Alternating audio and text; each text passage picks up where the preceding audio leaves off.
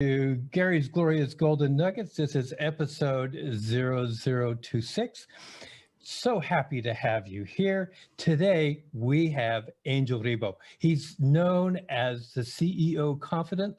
This gentleman has an international clientele. He's also an international TV host when you think about all that he does. He's on several talk shows where he's actually interviewing people. This gentleman is a philanthropist. He has a great sense of social responsibility. He's been an entrepreneur for years and years, and now we have the opportunity to hear from Angel. So let me welcome you, Angel. Thank you. Thank you very much for having me, Gary. It's a pleasure. It's an honor. And obviously, thank you, everybody who's listening to us today. Yes. Thank you, folks. We really appreciate you being here. I'm going to start right off, Angel. Totally. What do you wish you had known before you became an entrepreneur? To take action faster than I did. Oh my God. You know, I was so confused. It's a great question. I still remember, I will never remember, obviously. I will never forget, the first day as an entrepreneur, right? I mean, I was extremely blessed. I had a great jobs, and my company was kind enough even to put the severance package in place. And I had this outplacement company helping me in case I wanted to have another job. They already knew I wanted to become an entrepreneur. But hey, I mean, so much support and so many things, to be honest. Sometimes I think it was just counterproductive, you know, because I was always like, okay, so I have all those resources and then I have all these different options. I've done so many things and I have this route that I could go. I have this route that could provide this service, this other service. And yet, literally, I wish I had taken just one route and started like hitting hard in that direction. Definitely. That's definitely the thing that when I think back, I would have liked to know and change. And that's probably why I came out with this mantra, which is the main mantra for me and for my clients, which is taking perfect action now. Taking perfect action now. That's my main mantra. It's like, regardless of the path that you take, it's by taking it that you learn, you make mistakes, and you course correct, and you course correct, and you make mistakes and you course correct. Keep going, keep going, keep going. You know, all the things will show up while you do it. It's not that you have to be insane. It's not that you have to be blind. Obviously, you have to be listening and you have to be analyzing what's going on around you. But, you know, it's like, I remember having this conversation with the director for the accelerator of the Babson College in Boston, in the Boston area. Probably you know, guys, that Babson is the #1 consistently. They deliver the #1 entrepreneurial degree in the country, if not in the world, consistently. And she was telling me right now, and that was 5 years ago, right now, in order to make a startup disruptive, we only need $10,000, $15,000. 5 years ago, we needed $200,000, $300,000. That's why the faster you go to the market, the faster you will see what you have to do to provide a better service to your audience. So, oh my God, I wish I had known that in 2016. Thank you for asking, Gary. You know, I love that because I've always lived by the mantra myself that says anything worth doing is worth doing poorly in the beginning. You know, just keep going on it. Absolutely. And you know, you and I probably believe that there's no really such thing as failure. There's success, but there's learning experiences along the way. And there's times when your goal is not met. So when you've had those moments where the outcome wasn't what you expected it to be, what was the greatest one of those in your opinion? And what did you learn from it? Actually, probably it was when out of the blue and through a personal connection, a company, an entertainment company from Spain came to me or called me and say, hey, we are the owners of such a TV network. We are in Spain. We're going to fly to Los Angeles in a couple of weeks. We would like you to be there because we would like to make you an offer. We would like you to help us develop their business. I had no idea, absolutely no idea about their entertainment business, nothing. But I said, I mean, they were friends of friends and I had seen them, I think, once in Latin America, but they really didn't know much about their business. But anyway, there I go to Los Angeles, I meet with them, and they say, so that's what we would like to do, but you know what? We cannot pay you as much as the other clients are going to pay you. So I said, well, okay. So, you know, all right, let's see what is in here for me. And you know, when your gut feel is telling you, Angel, there's something here, you don't know what it is, but I think that you should consider this. And really, inside of me, this voice that came to me saying, You have to do this. You don't know anything, but let's keep moving forward. And I was already there. I had nothing else to do for a week. So I said, okay, I'll surrender to the unknown. Let me put it this way, Gary. And and then they go, well, Angel, you know what? Part of your responsibility, if you take this, if you accept our offer, it's going to be that you're going to be sitting on this chair just for a test, and you start interviewing people. I said, what? Yeah, you start interviewing people, and you know, but I don't know anything about these people, nothing. But don't worry, you know, we are here in this, you know, conference, and there's thousands of people. We'll bring you only like, I don't know, maybe 30, 40, 50 in the next 5, 6 days. And we will probably not have time to tell you who they are, but it doesn't matter. You know, we'll sit them down here with you, and we know you're a smart guy.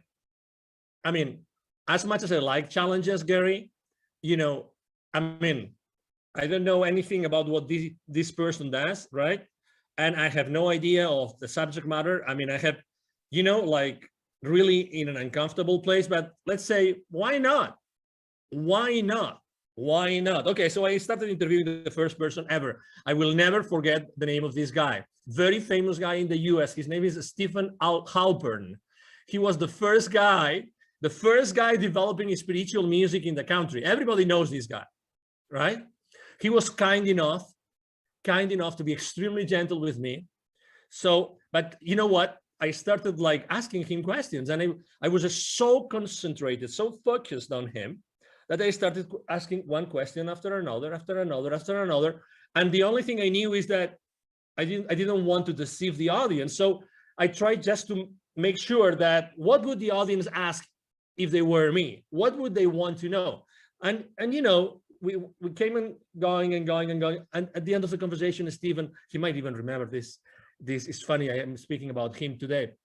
He said, wow, you did a great interview. Thank you so much. I said, what? Oh, okay, thank you. Thank you very much. Obviously, I would never say, you know, I never recognized to him, right? Like acknowledge that it was my first ever. And the number 5 or 6 was this celebrity from Hollywood, the Michelle Rodriguez, you know, the actress from, you know, the Fast and Furious saga of movies. And you name it. I mean, but guess what? All this, like, you know, discomfort for these many days eventually put me in a place where I said, oh my God, this is a skill that I'm developing that I didn't know that I had.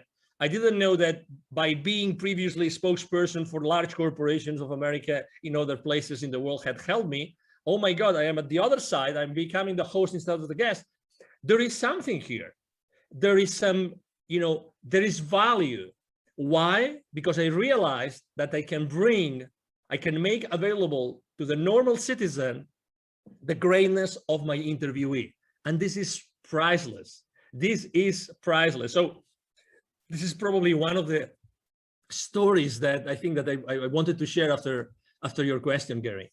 I will tell you, Angel, what I love the most is if the audience is sitting here and they haven't been pelted by your golden nuggets, they're not listening.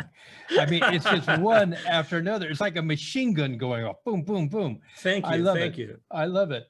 So what advice would you give somebody who's saying, okay, I want to be an entrepreneur, but what do you suggest? What would you say to them? Yes, you know, I think that we live in a very important moment in history. Obviously, it's now March 2021. In the upcoming weeks or months, this will be, this interview will be published. So it's a very important moment in life, and it's not a coincidence that we are living this moment. Okay, so I would like to just make sure that you understand what this means. Okay, so the world is what it is, and we are here, all of us, to play a role, like it or not. Okay, we are playing a role in the new world that we are creating. Okay, so that's number one. Number two, I was blessed enough last year of delivering a couple of webinars to the local, business accelerator communities here in Dallas, Texas, and both were about the following subject, which is pivoting in times of crisis. Pivoting in times of crisis. And after doing those two webinars to the local entrepreneurs and startup CEOs communities, I would say one thing: we all have this incredible talent. We all have this unstoppable divine force inside of us that allow us to provide a unique service to the rest of the world, okay? Nobody has had the same life that you, listener, has had. Nobody. So you are unique. So even if you think, oh, there's going to be so many other coaches, so many other, consultants, so many other people making the same product, not a chance. That's not true. Nobody is able to provide the value, the wisdom, the teachings that you bring to the world just because you have had your own life and you have had your own experiences. That means by default, by definition, that means that there's going to be in the world an audience that is just waiting for you to show up and to give that value to them. So when I was telling these guys, going back to the story of the webinars here about pivoting in times of crisis, there's four things that I would like to tell you. Number one, you already know that you have passions, that there's something that you are enthusiastic about. Number two, there's always friends of you or relatives or colleagues that tell you you are an expert on something. You always come to you for something. Number three, the market is always going to need what you are willing to share with them, as I said before. And number four, and that's the only question maybe you have to ask, is the market willing to pay for it? Yes or no? If the answer is yes, and 95% of the occasions, yes, the answer is yes, then you have a business. So again, don't be fearful. I know you are on the fence, and I just answered a question saying, what was the main mistake I made is being on the fence for too long, right? So I know you are on the fence, but at the same time, know that there's people out there waiting for your message, and they will never go, and they will never move hiring someone or paying for someone's services unless you show up and they resonate with you. They're waiting for you there.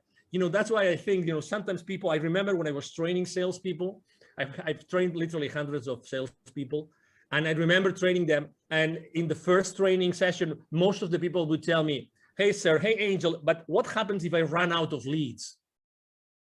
If I run out of leads, how am I going to make my quota? I would always tell them the same thing, always, to all of them. Okay, so whenever you run out of leads, please come to me, and I will give you another list of 1,000 additional leads that you can call onto.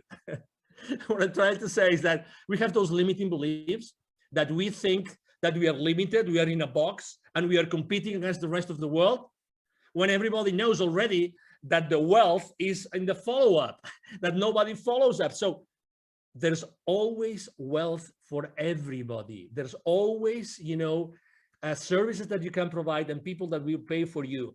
It's collaboration that we have not been taught. That's why we are being taught all the time about competition, but the reality is that there's wealth for everybody. And if we learn to collaborate as opposed to compete, you will feel much more comfortable, and we will all make a nice living. All of us, no exception.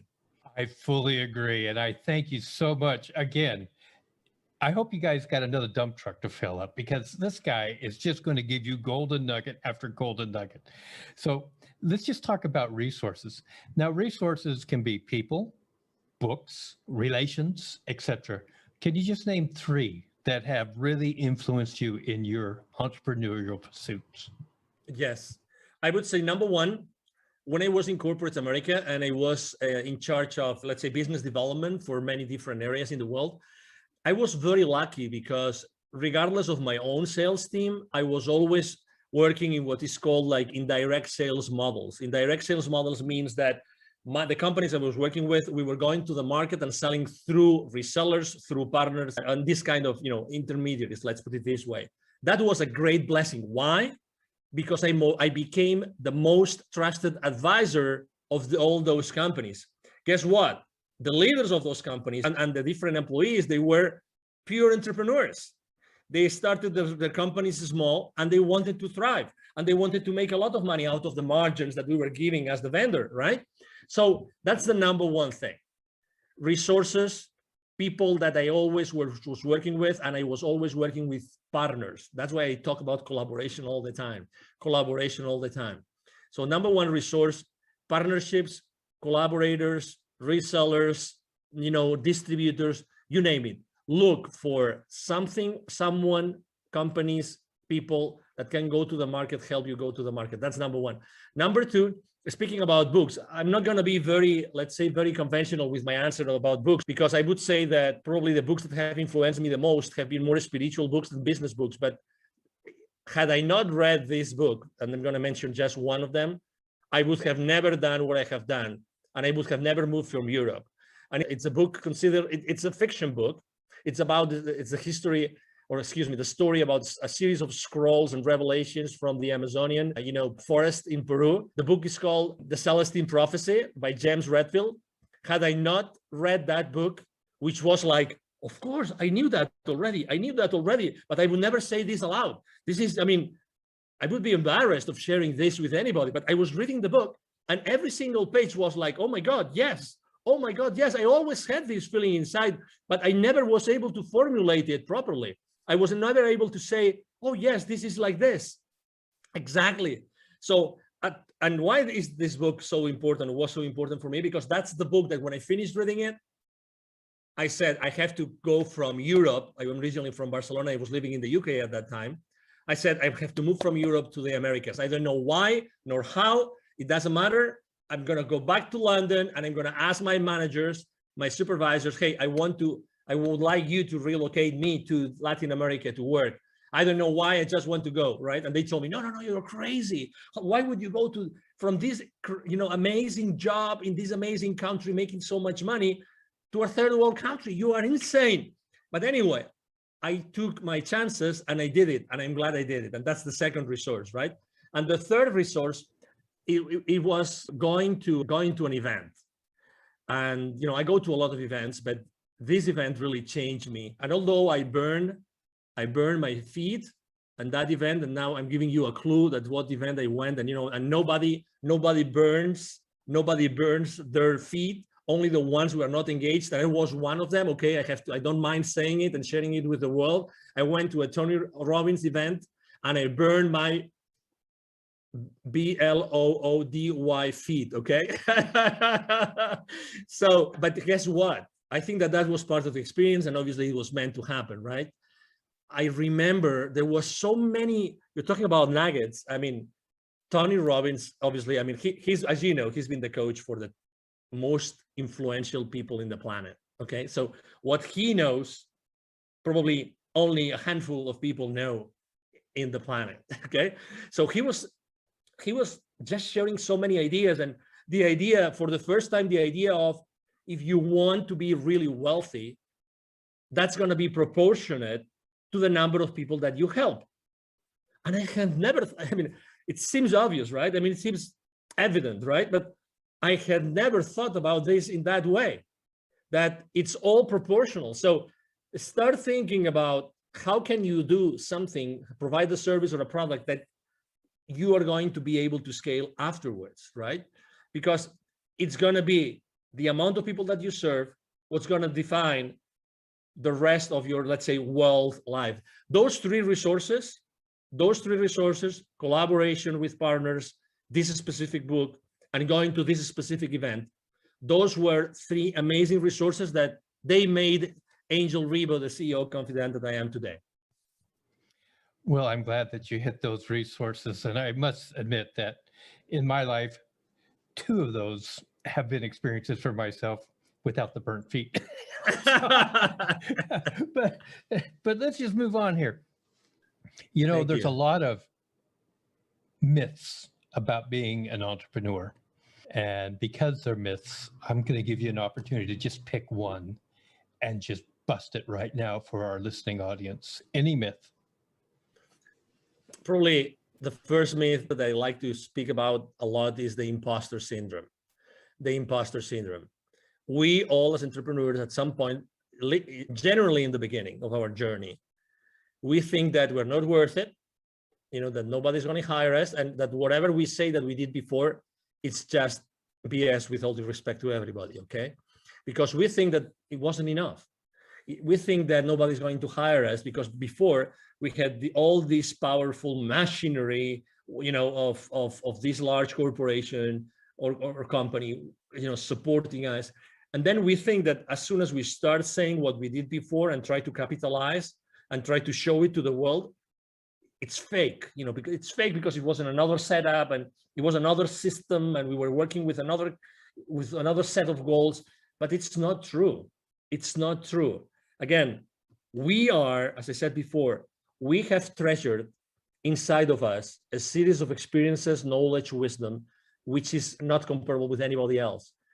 And that goes the other way around too. So it means that, we really don't have, and you are not competing with anybody else. So when we have this syndrome that, we think that what we are saying, even though, deep inside of us, we know it's true, we still have this feeling, and we say it like with our, mouth, like semi-shut, you know what I mean? When I read the other day a great quote, I used it for my motivational quotes on social media. I write books to know what I know. I write books to know what I know. And I can tell you, one of the reasons why I accept so many invites from podcasters is because for me to be on a podcast and to be interviewed is such a blessing, because I really get to know what I know. I have to tell you, and I can tell you a very interesting story. The other day, I was interviewed by a young guy from Bangladesh. I was his second guest, okay? And he was intimidated, so intimidated that he made it late to the show, and he was the host, right? When you realize that he was late, not because of any other reason, but when you start talking with him, you realize that there's something there.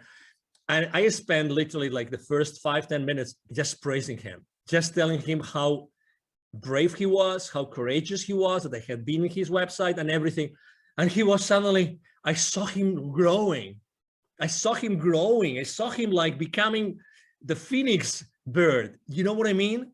This young man, I was his second, and he started asking me questions. And the questions he was asking me were so naive. But you would say, okay, they were naive, so they were not rich. No, because it's not such a thing as a naive question. I phrase it like this, so you realize you know what I mean. But he forced me to answer questions in a way that nobody else had ever forced me to answer. So out of his spontaneity or his, being genuine and naive, actually, we eventually had an incredible interview. I really thank him so much. And obviously I offer my help to him. He's in Bangladesh and he's a very young guy. You never know where the diamonds are going to be buried. You never know that. Never, ever. So it's very human. Going back to the original question, it's very human to have the imposter syndrome. But hey, show up, step up, expose yourself. That's the best recipe I can give you to bust the imposter syndrome that we all as entrepreneurs go through. Show up. Don't be afraid. And if you cannot answer a question, it doesn't matter. Be genuine and say, hey, I haven't got the finest idea of how to answer this question. I will have to think about it. Just that. And it's you. And there's going to be people that are going to say, this guy was strong enough, and he was authentic enough and humble enough to acknowledge that, or he or she obviously wasn't able to answer that question. And that's part of who you are. And again, I'm sure that for the next interview, you will be able to answer this question and many others, because you probably will have done some homework, but I really like this, like as to be busted, because we all go through it. It's a limiting belief, and it's so not true. So not true, Gary. I really appreciate that. And one thing that I know from our brief interactions with each other, you are a master at building other people. You are a master at helping to establish confidence in what people have to offer. So I really appreciate that aspect of you from my point of view. Now, I'm going to change up a little bit, because I'm not going to ask the next question I normally ask. We talked about social responsibility. I'd like you to talk about your point on social responsibility as an entrepreneur. Yeah, there was a time in my life in which I said, if not me, who? And you will understand why. If not me, who? I had this question inside of me, if not me, who? when I was in Latin America, I lived in Latin America for 10 years, and I was working with Latin America for 15 years. And I was going there so often. I was always dealing with, we were doing consultative selling to large corporations present with their subsidiaries in Latin America. And every time I was going to see their plants, the manufacturing plants, they would typically be in the outskirts of big cities, suburbs, rural areas sometimes. Every time I would go to those places to meet with the CEO levels, to close some deals, every single time outside those plants, there would be a lot of poverty, because that's where poor people live. They live in the outskirts of the cities. And every time I would go to those places with my rental car, they would ask me, hey, senor, would you like to buy some gum from me, some candy, a bottle of water? Can we keep your car safe while you are inside? So I was always interacting with kids, always was interacting with kids. And it reached some point before leaving, and actually that was one of the reasons why I left corporate America, in which one day I had this incredible experience in which I saw very clearly that I had this connection, this continuous, possibility to talk to the top guys in the continent, and at the same time being able to see so much poverty. And I saw very clearly, if I'm not the one connecting those two dots, who's going to do it? Who is more? Who can show more, like the experience reaching out to the top and being able to deliver to the bottom through my entrepreneurial career? And I can teach entrepreneurship to these kids in need in Latin America. That was the aha moment. That was, and again, it came very, it was an impactful moment in my life, but I was, one of the saddest things in life is that we become, how is that, too familiar with the misery. We become too familiar with problems that we don't pay attention to. And the more they show up, the more insensitive we become. We become insensitive to people that are really in depth, in deep problems. And let me tell you an example. Just in Latin America, there's 170 million kids in 2012, according to UNICEF.